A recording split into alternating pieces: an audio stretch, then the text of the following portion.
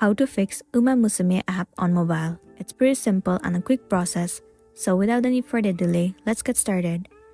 Start by heading over to the App Store on your device. In the source bar, search for Umamusume, and then move into this app. Right here, instead of open, if you see the option of update, then your application is not up to date, and it might be the reason that you're facing this issue.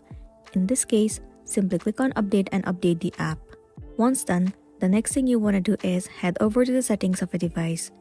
Move into General, and then head over to iPhone Storage. In this page, search for the application Umamusume, and then move into it. Now click on Offload App, and then once again, click on Offload App. It will clear the cache and the storage of the application. It will also remove all of the unwanted bugs and make your application run smoothly. This might also fix the issue that you have been facing, and then you'll be good to go. So that's the wrap for this video. If this video helped you, give it a like and check out our next tutorial. Thank you.